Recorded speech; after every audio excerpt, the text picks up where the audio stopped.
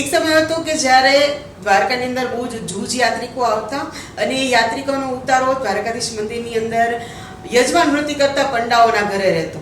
પણ આજે એક ગ્લોબલ કનેક્ટિવિટી સાથે જોડાયેલું વિકસતું દ્વારકા છે અને આફ્ટર અ કોરિડોર એક one of the best tourist hub તરીકેનું દ્વારકા હશે.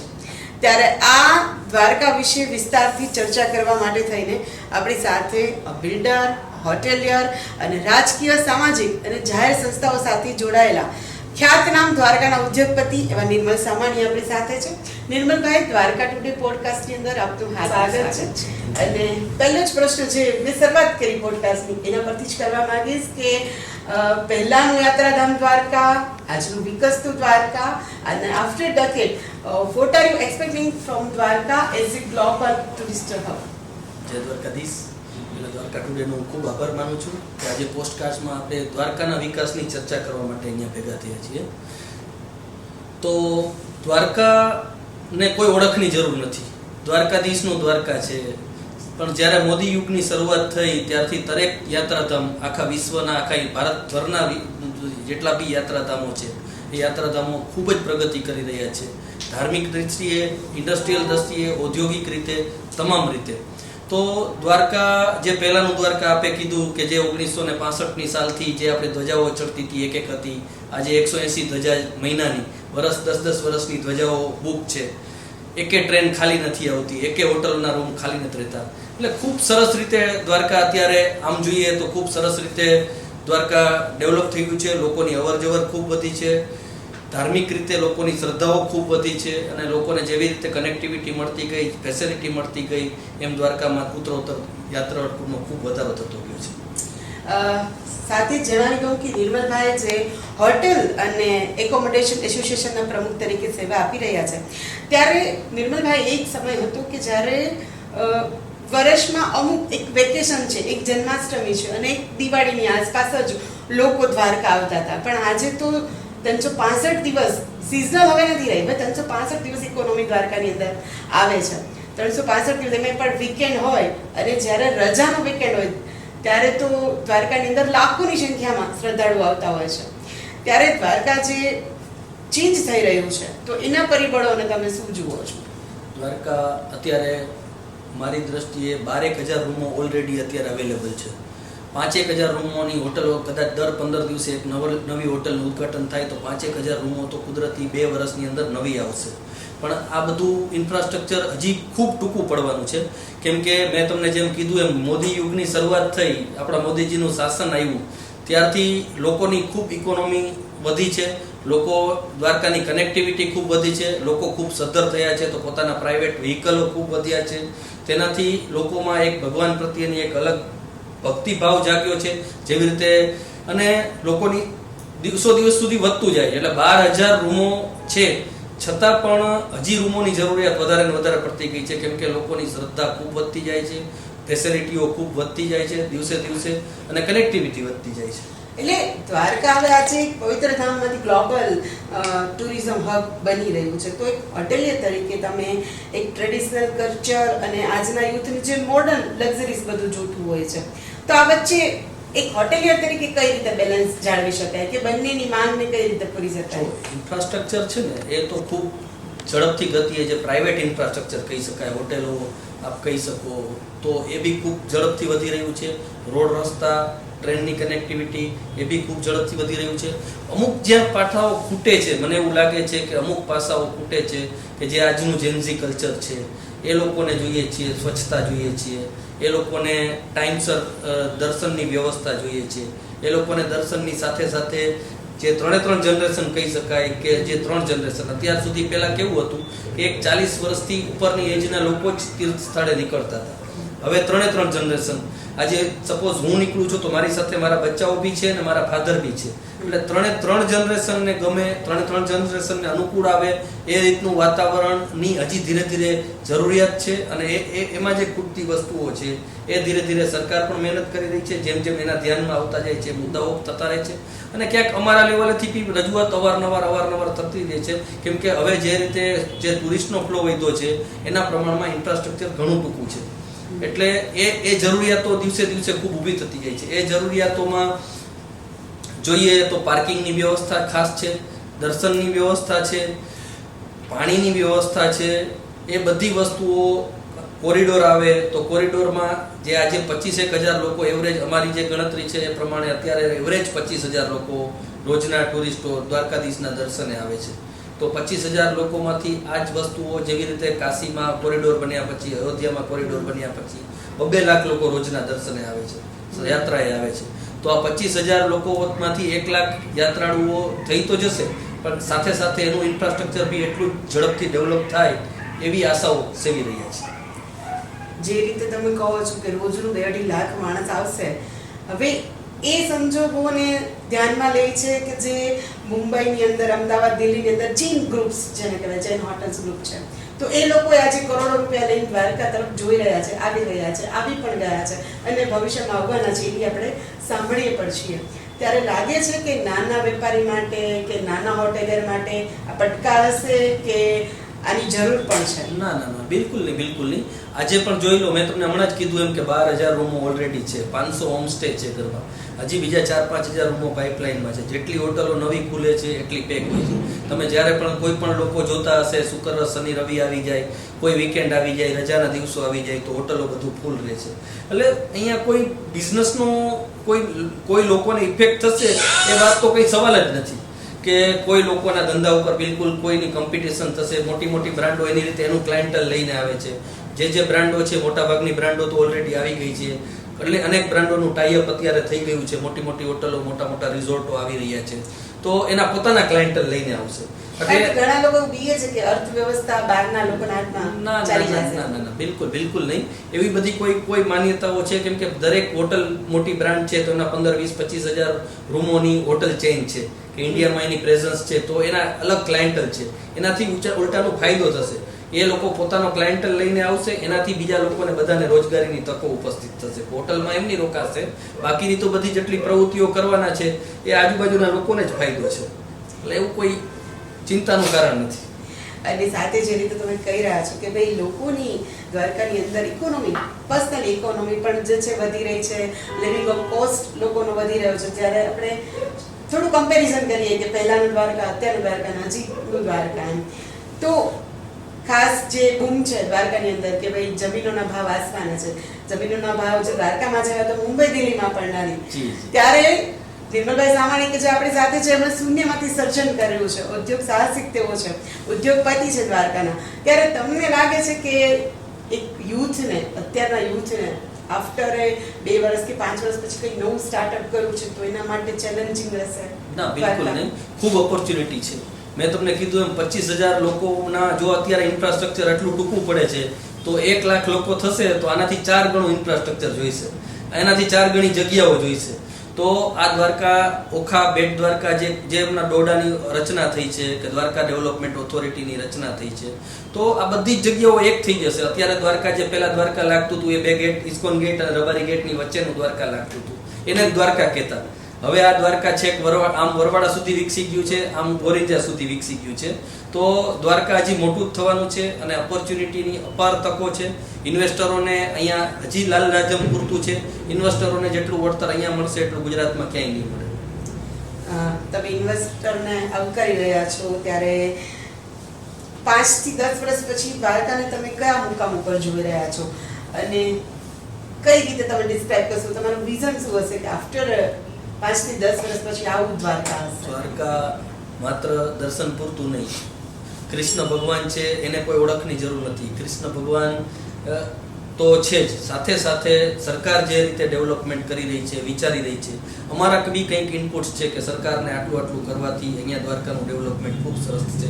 અહીંયા શિવરાજપુર બીચ, સુદર્શન સેતુ, ડોલ્ફિન, કોરલ્સનું જે કલ્ચર છે, મરીન એડવેન્ચર છે, મરીન લાઈફ છે, કેટલા બધા એટલા પાસાઓ છે કે જેના કારણે સ્કુબા ડાઇવિંગ છે, કે જેના કારણે લોકોને અહીંયા એવરેજ અત્યારે 2 નાઇટનો લોકો 50% લોકો 1 નાઇટમાં ચેકઆઉટ કરે છે, 50% લોકો 2 નાઇટમાં ચેકઆઉટ કરે છે. તો હજી તો ફક્ત 1.5 નાઇટનો સ્ટે છે. અહીંયા એટલી બધી દ્વારકા એક્સપ્લોર કરવામાં લોકોને 3 દિવસ 4 દિવસમાં ટૂંકા પડે ખરેખર જોઈએ તો. કેમ કે એ જગ્યાઓ હજી એક્સપ્લોર નથી થઈ, એ જગ્યાઓ હજી પૂરી ડેવલપ નથી થઈ. લોકો અહીંયા 3 નાઇટ રોકાશે. હવે 3 નાઇટ લોકો રોકાશે અને 1 લાખ લોકો આવશે તો સમજી લો કે મિનિમમ 50,000 રૂમોની જરૂર પડશે. હવે 50,000 રૂમોની જરૂર પડશે તો હજી આપણે 25%ના લેવલે છીએ. એટલે ખૂબ અહીંયા ઓપોર્ચ્યુનિટી છે. સરકાર ખૂબ મહેનત કરી રહી છે. લોકોમાં પણ બહુ ખૂબ ઉત્સાહ છે. બહારના ઇન્વેસ્ટરોમાં બી ખૂબ ઉત્સાહ છે અને ખૂબ જ સારા પ્રમાણમાં અત્યારે ડેવલપમેન્ટ થઈ રહ્યું છે દ્વારકા. તમે દ્વારકાના રિસ્પોન્સિબલ પીપલ કહી શકાય અને તેમાં તમે જ્યારે પ્રવાસન અને હોટલિયર તરીકે જ્યારે અમે તમને જોઈએ છીએ ત્યારે એક ખાસ સૂચનો કહો કે કે દ્વારકા જ્યારે કોરિડોરની વાતો થઈ રહી છે અથવા તો આફ્ટર આપણે જે 5 થી 10 વર્ષ પછીનું દ્વારકાનું જે રીતે વિચારી રહ્યા છે, તમને શું લાગે છે કે શું સૂચનો હોવા જોઈએ? એક તો કારણ કે દ્વારકાની અંદર પ્રશ્નો જોવા મળે છે. ટ્રાફિકનો પ્રશ્ન છે. અત્યારે મોટામાં મોટો પ્રશ્ન તમે જોઈ રહ્યો તો ટ્રાફિકનો છે, પાણીનો પ્રશ્ન છે. પહેલા તો પાણીનો પ્રશ્ન કે જે 25,000 અત્યારે જે ગામની વસ્તી 50,000 લોકોની અપ્રોક્સ છે અને રોજના 25 થી 70,000 ક્યારેક એવો પીક સમય આવે તો 1,00,000-1.5 લાખ લોકો ગામમાં હોય છે. તો પીવાનું પાણી 15 દિવસે 20 મિનિટ મળે છે ખાલી ફક્ત. એ બી રેસિડેન્શિયલ નાનું ચારાની કનેક્શન કહી શકાય એવા કનેક્શન. કોઈ કમર્શિયલ પાણી આપવા માટેની વ્યવસ્થા નથી, મીટરથી પાણી આપવાની વ્યવસ્થા નથી. તો સરકારે ખાસ એવું ડિસેલિનેશન પ્લાન અથવા તો બાજુમાં અહીંયા નજીકમાં પાણીના સોર્સ છે નહીં, સાની ડેમ 70 કિલોમીટર દૂરથી અહીંયા પાણી આવે છે. તો ડિસેલિનેશન પ્લાનના કામ ચાલી રહ્યા છે, હર્ષદ ગાંધી પાસે થઈ રહ્યું છે. તો એનું કામ જલ્દીથી પૂરું થાય, એની પાઇપલાઇનો જલ્દીથી આવી જાય અને મીટરથી આખા વિસ્તારને પાણી મળવા માંડે. પહેલાં તો કેમ કે અહીંયા 1200-1500 TDS ઉપરનું પાણી છે. ભગવાન દુર્વાસા ઋષિના શાપને કારણે દ્વારકામાં પાણીની ખૂબ જ તંગી છે અને પાણી ખૂબ ખારું છે. અત્યારે ભૂગર્ભ જળ છે, ભૂગર્ભ જળ 1200 TDS ઉપરનું પાણી છે જે પીવા લાયક પણ નથી અને વાપરવા લાયક પણ નથી. તો એ પાણીનો પહેલા મોટો પ્રશ્ન છે. બીજા નંબરે પ્રશ્ન છે ટ્રાફિકનો. હવે અચાનક જ એટલો ટ્રાફિક જેટલો કોવિડ પછી જે વહીતો છે, મેં તમને કીધું એમ મોદી યુગ પછી ટ્રાફિક વહીતો છે. તો 25,000 લોકો એવરેજ આવે છે. તો 25,000 લોકોમાંથી 5,000 લોકો રોજના ટ્રેન અને બસ મારફતે આવે છે. બાકીના 20,000 લોકો આપણે ગાડી મારફત ગણીએ, પોતાના વ્હીકલો મારફત આવે છે. તો 5,000 થી 6,000 ગાડીઓ રોજનું સાચવવા માટેની જગ્યા જોઈએ. હવે એ ક્યાંક ને ક્યાંક મહદ અંશે જ્યારે અનડેવલપ રીતે પ્લાન થતો હતો એટલે અલગ અલગ બિલ્ડિંગો બની ગયા, અલગ અલગ જગ્યાઓ ડેવલપ થઈ ગઈ. તો જગ્યા અત્યારે પહેલા સિટીમાં પાર્કિંગનો પ્રશ્ન દૂર કરવા માટે જેટલી સરકારી કચેરીઓ છે એ કચેરીઓને બહાર ખસેડી અને સ્ટેકેબલ પાર્કિંગ બનાવી દેવામાં આવે તો દરેક 500 મીટરના અંતરે પાર્કિંગ બનાવી દેવામાં આવે તો મહદ અંશે સિટીનો ટ્રાફિકનું અત્યારે પ્રશ્ન સોલ્વ થઈ જાય. બાકી 4,000 રિક્ષાઓ છે અહીંયા, 2500 એક્ટિવા છે જે, અને બીજી લોકલ 2,000 ગાડીઓ છે જે ટોલ ટ્રાવેલ્સનો ધંધો કરે છે, પોતાની માલિકીની ગાડીઓ છે. તો આ બધા મોટો પાર્કિંગનો બી બહુ મોટો સળગતો પ્રશ્ન છે. એ વહેલી તકે દૂર કરવો હોય તો જે સરકારી જગ્યાઓ છે નાની મોટી સંપાદન કરવી પડે તો સંપાદન કરી અને દર 500 મીટરે કે 300 મીટરે 200-300 ગાડીઓનું સ્ટેકેબલ પાર્કિંગ બનાવી દેવામાં આવે તો જલ્દીથી દૂર થશે. બીજો મોટો પ્રશ્ન એવો છે કે મંદિરની આજુબાજુમાં સારા વોશરૂમ્સની સગવડતાઓ નથી. તો એને તાત્કાલિક ધોરણે હલ કરવો હોય તો નાના કાફે જે 200-300 સ્ક્વેર ફીટ સરકારી જગ્યાઓ હોય એમાં જેવી રીતે ફોરેનમાં આપણે હોય છે, અબ્રોડ કન્ટ્રીમાં જઈએ ત્યારે કે પે એન્ડ રિડમ એરપોર્ટ જેવા ટોયલેટ્સ હોય અને એ પ્રાઇવેટ પાર્ટીને PPP મોડલથી આપી દેવામાં આવ્યા હોય તેવા દર 100-200 મીટર 300 મીટર એની વ્યવસ્થા તાત્કાલિક કરી દેવામાં આવે. ગોમતી ઘાટનું ખૂબ મહત્વ છે. તો ગોમતી ઘાટ ઉપર જે જૂના પથ્થરો હતા એ પથ્થરો ઉપર સેવાળ નથી થતી તો લોકોને થોડી વધારે કમ્ફર્ટ હતી. અત્યારે જે પ્રશ્ન ગોમતીજીમાં નાવા જાય છે તો એક્સિડન્ટ થાય, અકસ્માતો થાય છે, વર્ષે 15-20 લોકો તણાઈને જાય છે, ડૂબી જાય છે. તો એનાથી એક શ્રદ્ધાને ઠેસ પહોંચે છે. તો એનું તાત્કાલિક રીતે એનું નિવારણ કરવું જોઈએ કે ભાઈ ત્યાં ચેન્જ રૂમની વ્યવસ્થા થઈ જવી જોઈએ, રેસ્ક્યુ ટીમ ત્યાં હાજર રહેવી જોઈએ. આવા નાના પ્રશ્નો છે એ થોડા સોલ્વ થઈ જવા જોઈએ. બીજો વાત રહી કોરિડોરની. તો કોરિડોરમાં જ્યાં સંપાદનમાં જગ્યાઓ જઈ રહી છે જે લોકોને, તો એમનું પણ સરકારે ધ્યાન રાખવું પડશે એવી અમારી ઈચ્છા છે, અપેક્ષા બી છે સરકાર પાસે, કેમ કે સરકાર આપણી માય બાપ છે. તો કોવિડમાં જેટલા કોમર્શિયલ જેટલા બાંધકામો જેટલા કોવિડની અંદર સંપાદનમાં જતા હોય અહીંયા સંપાદનનો કોઈ વિરોધ નથી. લોકો ખૂબ અત્યારે રાહ જોઈ રહ્યા છે કે સંપાદન અને કોરિડોર જલ્દીથી આવે, પણ એમાં જેટલા કોમર્શિયલ દુકાનો આવી રહી છે, નાના નાના ધંધા રોજગારવાળા છે, તો દુકાન વગરનું યાત્રા સ્થળ ઉમે બી સારું ના લાગે, તો એને ક્યાંક સારી જગ્યાએ દુકાનોવાળાને દુકાન મળી જાય. અને રહેઠાણવાળાને પ્રશ્ન નથી કે રહેઠાણ અહીંયા દ્વારકામાં ખૂબ ગીચ વિસ્તાર છે, તો સરકારી જગ્યાઓ સામેની સાઈડમાં ખૂબ છે, તો રહેણાંક માટે જગ્યા ફાળવી દેવામાં આવે તો આનાથી તરત જ કોરિડોરનો પ્રશ્ન, સંપાદનનો પ્રશ્ન બી સીધો હલ થઈ જશે.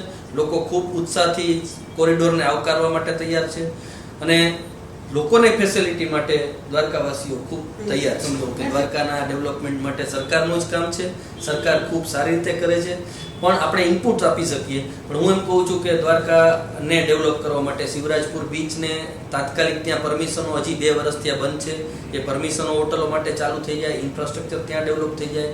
ડોલ્ફિન માટેની એક પોલિસી, જેવી રીતે સાસણમાં સિંહ જોવા માટેની પોલિસી છે, એવી એક ડોલ્ફિન માટેની, એડવેન્ચર માટેની એક પોલિસી થઈ જાય. અને દ્વારકાને એક અલગ રીતે કે જે કોરિડોર મેં તમને કીધું એમ કોરિડોરની ફેસિલિટીઝ થઈ જાય, પાણીની ફેસિલિટીઝ થઈ જાય, ઇન્ફ્રાસ્ટ્રક્ચર તો એની રીતે લોકો ડેવલપ કરવાના જ છે. ઇન્ફ્રાસ્ટ્રક્ચર, હોટેલોની સાથે સાથે અનેક રોજગારો, કે ખાલી એક હોટેલ ઉદ્યોગ પૂરતું નથી. રિક્ષાઓ વાળા છે, સ્કૂટર વાળા છે, એને રિલેટેડ ફૂડ ચેઇન વાળા છે, એના ડિલિવરી વાળા છે, હોટેલ્સની આઇટમોનું સપ્લાય કરવા વાળા છે, ટુરિસ્ટ માટે અલગ અલગ હજારો ધંધાઓના રોજગારો છે અહીંયા. હું તમને પ્રશ્ન હતો કે સ્થાનિક યુવાનોને રોજગારની નવા ક્ષેત્રો કયા કહી શકાય આ હોટલ પ્રવાસન સિવાય, અને દ્વારકાની અંદર પણ હજુ એવા વિકાસની હોટલ અને પર્યટન સિવાય બીજી શું જરૂર છે? અમારી હોટલ ઇન્ડસ્ટ્રીઝમાં મેં તમને કીધું એમ 12,000 રૂમો અત્યારે છે. એટલે 12,000 રૂમો એટલે 1.2, એક રૂમ ઉપર 1.2 લોકોનો મેન પાવર લાગે. તો ઓલરેડી 15,000 લોકોને તો પ્રત્યક્ષ રોજગારી, અને 15 એના એકના 4 પરિવાર, એટલે 60,000 લોકો તો ખાલી એકલા હોટલના સ્ટાફમાં જ મળી જાય છે. દ્વારકાની વસ્તીથી વધારે છે, તો ખૂબ લોકો બહારથી ધંધા કરવા માટે આવી રહ્યા છે. અહીંયા મેન પાવરની ઘણી બધી શોર્ટેજ છે. બહારના લોકોને, અહીંના લોકોને તો રોજગારી મળી જ જવાની છે, પણ આજુબાજુના વિસ્તારના, આજુબાજુના ગામડાના લોકોને, બહારના લોકોને, જે 100, 200, 500 કિલોમીટરની પેરીફરીમાં, અત્યારે પોરબંદરથી લોકો અહીંયા ધંધો કરવા માટે દરરોજ અપડાઉન કરે છે, જે 100 કિલોમીટર છે. ખંભાળિયાથી લોકો ધંધો કરે છે, ઓખાથી ધંધો કરવા માટે આવે છે, અને આજુબાજુના ગામડાવાળાઓને પણ રોજગારીની તો વિપુલ તકો છે. અને ખાલી એક હોટલ, મેં તો ખાલી તમને એક હોટલ ઉદ્યોગની વાત કરી, એના તમને કહું વોટર સ્પોર્ટ્સમાં છે, મરીન લાઈફમાં છે, ગાઈડ તરીકે છે, બ્રાહ્મણ તરીકે છે, એક ડોક્ટર તરીકે છે, અસંખ્ય ધંધાઓ, અસંખ્ય બિઝનેસ છે કે જેમાં અહીંયા ખૂબ ઓપોર્ચ્યુનિટી છે. અને ધંધાની તો કોઈ કમી નથી. લોકો બહારથી અહીંયા જરૂર પડે છે, અહીંયા કોઈ લોકો ધંધા વગરના છે અને ક્યારેય રહેવાના નથી. પણ મારી દ્રષ્ટિએ યુથ લોકોને જોડવું છે. દિવસે દિવસે મેં તમને કીધું એમ, પહેલા 40 વર્ષથી ઉપરના લોકો ખૂબ આવતા હતા. હવે લોકોને જે એનાથી યંગ જનરેશનને સાથે, ભગવાન સાથે જોડવી છે, તો અહીંયા એક ગુજરાતનું હાઈ લેવલનું જે મોટું એક સ્પોર્ટ્સ કોમ્પ્લેક્સ હોવું જોઈએ, એક સ્ટેડિયમ હોવું જોઈએ કે જ્યાં ઇન્ટરનેશનલ કક્ષાની મેચો ભલે ઓછી રમાતી હોય, પણ રણજી ટ્રોફી રમાતી હોય, નાની નાની ટ્રોફીઓ રમાતી હોય, નાના નાના સ્પોર્ટ્સના ઇવેન્ટો થતી હોય, તો એનાથી લોકો અહીંયા જોડાયેલા રહેશે. યુથ તો આવતું હશે, એની સાથે એના મા બાપ બી આવશે, એના મિત્રો પણ આવતા હશે, એમના પોતાના ચાહક વર્ગ બી સાથે લઈને આવતા હશે. તો એક અલગ વર્ગ જે યુથ સાથે જોડાશે ભગવાનને, એ ભગવાનના દર્શન, દ્વારકા આવશે તો ભગવાનના દર્શન કરવા માટે જશે, અને સાથે સાથે ભગવાન સાથે બી કનેક્ટ થશે. અને લોકોને અહીંયા બી અવેરનેસ આવશે, કેમ કે અહીંયા છેવાડાનો વિસ્તાર છે, તો અહીંના લોકોને, સ્થાનિક લોકોને પણ પોતાને સ્પોર્ટ્સમાં રુચિ જાગશે, લોકોના કલ્ચર અરે મેચ થશે, અને ઘણી બધી ફાયદાઓ થશે. નીરુભાઈ, જે તમે વાત કરી કે અત્યારે લોકો 1 દિવસ માટે રોકાય છે, પણ હજુ લોકોને 3 થી 4 દિવસ રોકાવાની જરૂર છે, તો તમને નથી લાગતું કે દ્વારકાની અંદર હજુ ઘણું આકર્ષણનું, ટુરિસ્ટ આકર્ષણ હજી પણ હોવું જોઈએ કે જેનાથી લોકો 3 થી 4 દિવસ સુધી અહીંયા રોકાય છે? જી બિલકુલ. કેમ કે જો મેં તમને કીધું એમ કે ડેન્સિટી ખૂબ ભીડ, અત્યારે લોકોને મંદિરના દર્શન કરવામાં કલાકો સુધી લાઈનમાં ઊભું રહેવું પડે છે. અત્યારે દર્શનની વ્યવસ્થામાં થોડીક તકલીફો પડે છે. તો આના માટે આપણે ડેન્સિટી ડાયવર્સ કરવી ખૂબ જરૂરી છે. કે જો 4-5 લોકેશનો એવા હશે કે અલગ અલગ જગ્યાએ 4-5 હજાર લોકો બિઝી હશે, એન્જોય કરતા હશે, જેવી રીતે આપણે દુબઈમાં જઈએ છીએ, ગયા પછી આપણને કોઈ રોજના 2 મિલિયન લોકો જાય છે તો ભીડ નથી દેખાતી. તો એના માટે એવી વ્યવસ્થા કરવી પડશે કે 5-6 લોકેશન્સ કે 5-6 જગ્યાઓ એવી હશે કે એક નાગેશ્વર છે તો નાગેશ્વર મહાદેવ છે, તો ત્યાં થોડા લોકો દર્શન કરતા હશે, બેટ દ્વારકામાં દર્શન કરતા હશે, કોઈ લોકો એડવેન્ચરને એક્સપ્લોર કરતા હશે, કોઈ લોકો શિવરાજપુરને ત્યાં વોટર સ્પોર્ટ્સ માણતા હશે. એવી જ રીતે દ્વારકામાં એક એવું ભગવાનની સાથે જે કનેક્ટ થઈ જાય, અક્ષરધામમાં જેવું સ્પિરિચ્યુઅલ પાર્ક છે, એવો એક મોટું થીમ પાર્ક, સ્પિરિચ્યુઅલ પાર્ક કરી જે જ્ઞાન સાથે, ગમત સાથે ભગવાનને ની ગાથાઓ વર્ણન કરાવી દે અને ભગવાનનું સમજાવી દે એવા એક મોટા પાર્કની ખૂબ જરૂરિયાત છે કે જેનાથી લોકો આખો દિવસ એમાં તેમનો નીકળી જાય અને લોકો ભગવાન વિશે ખૂબ જાણી લે અને અહીંથી જાણીને જાય. આવી ઘણી અનેક એક્ટિવિટીઓ છે કે જે સરકાર, ટેકનોલોજી પણ છે કે એઆઈ છે, VR છે, VR છે, AI VR તો છે જ, પણ હારે અને લોકો અહીંયા ભડકેશ્વર મહાદેવનું મંદિર છે, ત્યાંથી ભગવાનને અહીંયા ફેરી દ્વારા બેટ દ્વારકા જાય, કોઈ હેલિકોપ્ટરની સર્વિસ કરવામાં આવે, ચાલુ કરવામાં આવે કે એનાથી ભગવાન ઉપર પુષ્પ વર્ષા થાય, સુદર્શન બ્રિજ અને દરિયો જોઈને આવે. ઘણા બધા પોઈન્ટ છે એવા. સરકારને ધીરે ધીરે અમારા પ્રયત્નો ચાલુ છે. અમારું દિવ્ય દ્વારકા ફાઉન્ડેશન, અમે દેવભૂમિ દ્વારકા ફાઉન્ડેશન બી અમે મોટા હોટેલિયર્સ લોકો ચલાવી રહીએ છીએ, એના ડાયરેક્ટર છીએ. ઘણા સરકારને અમે ઘણી રજૂઆતો ભૂતકાળમાં કરી છે. ઘણી વસ્તુઓનો અમલ પણ શરૂ થઈ ગયો છે. હજી ઘણી બધી વસ્તુઓ અમારા ધ્યાનમાં જેમ જેમ આવતી જાય છે એમ સરકારને રજૂઆત કરીએ છીએ. સરકાર ખૂબ ધ્યાન આપે છે અને ભવિષ્યમાં મેં તમને કીધું કે આવનારું દ્વારકા ખૂબ અલગ હશે. 5 વર્ષ પછીનું દ્વારકા જે હશે એની કોઈ કલ્પના નથી. એ મોદીનું દ્વારકા હશે, સનાતન ધર્મીઓનું દ્વારકા હશે અને લોકોનું દ્વારકા હશે અને આપણું દ્વારકા હશે. ખાસ એ ડ્રીમ પ્રોજેક્ટ ઉપર, નરેન્દ્ર મોદીજીના ડ્રીમ પ્રોજેક્ટ દ્વારકા ઉપર કામ કરી રહ્યા છો, તો એ શું છે? જી બિલકુલ, હું એક એવી વસ્તુઓ બનાવી રહ્યો છું કે જે દ્વારકા સોનાની હતી. લોકો કહેતા સોનાની એટલે લોકો ખૂબ સુખી હતા એટલે સોનાની હતા, પણ હવે પાછી ફરીથી એવી જ દ્વારકા બની જાય જે અત્યારે જેમ ભગવાન મોદી સાહેબે જે વારાણસી બનાવ્યું છે, અયોધ્યા બનાવ્યું છે, કોરિડોર બનાવે છે, એ તો ખૂબ સરસ લેવલે બનાવ્યું છે, પણ એનાથી પણ આ પોતાનું હોમટાઉન છે, ગુજરાત છે, એટલે એમની પોતાની દ્રષ્ટિ એવી જ છે કે બે દ્વારકા બને એ અદ્ભુત દ્વારકા બને. તો અમને અમારા લોકોના લેવલે જે સૂચનો છે એમને એ સૂચનોની એક સૂચિ તૈયાર કરી છે, એમના સોલ્યુશન તૈયાર કર્યા છે, એમનાથી શું ફાયદો છે એ તૈયાર કર્યું છે અને એ આખી એક વસ્તુની રજૂઆત બનાવી અને મેં સરકાર સાહેબને, મોદી સાહેબને બી મોકલવાનો છું અને અહીંયા પ્રવાસનમાં પણ આપણા ડેપ્યુટી સીએમ હર્ષ સંઘવી સાહેબને મોકલવાનો છું. અને એ પોઈન્ટ, જેટલા પોઈન્ટનું અમે જે રીતે આખી વસ્તુઓનું પેલું એક વસ્તુઓનું તલસ્પર્શી જે જોયું છે એ વસ્તુઓથી દ્વારકાને ઘણો બધો ફાયદો થશે અને સરકાર એના ઉપર ધ્યાન આપશે. તો યાત્રાધામ દ્વારકા, વિકસતું દ્વારકા અને 2040નું tourist one of the best tourist hub દ્વારકાની ચર્ચા આપને ખૂબ જ ગમી હશે. ફરીથી એક નવી વાત સાથે, નવા વિઝન સાથે અને દ્વારકાની નવી ચર્ચા સાથે મળીશ. ત્યાં સુધી like, comment and share Dwarka today. જલ્દી મળીશું દ્વારકા ટુડેના પોડકાસ્ટની અંદર. મી થિંડોચા સાથે વૃંદા પાડ્યા. સૌને જય દ્વારકાધીશ.